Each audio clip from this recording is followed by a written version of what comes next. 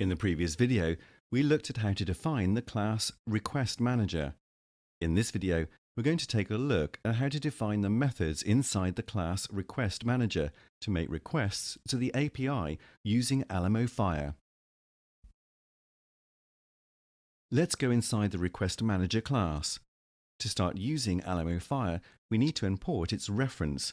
So let's put just below Import Foundation, Import Alamo Fire. Let's start creating 3 methods to retrieve images by name. This would be useful when we make a search in the app, and also to retrieve the initial images we are going to show in the main view of the app. Take a look at the snippet, and perfect! We have 3 methods implemented here. The first one, called getImagesByName, is used to find the images by names. The second one, getEditorChoicesImages, to get the images we are going to show in the main page of the app. And the third, getImageByID, to get an image with specified ID. Let's explain the first one because the second and third are very similar, except for the parameters we need to pass in the request.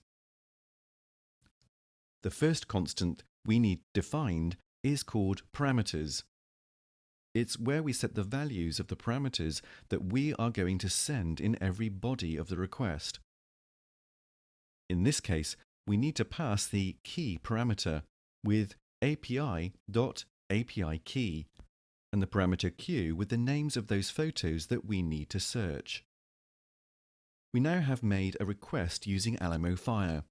Here we are stating that we need to make a GET request to the URL passed in API.baseURL and pass the parameters as declared before. Alamo Fire supports to return back a JSON file. So in this case, we used response.json because we know that API returns all its responses using JSON format. In case you need more information about Alamo Fire and all its features, refer to We can handle requests using closures. Since Alamo Fire handles the request asynchronously, we need to deal with the request in the completion handler as done in declaration. Inside the body of the closure, we have used response.result values of Alamo Fire to make pattern matching.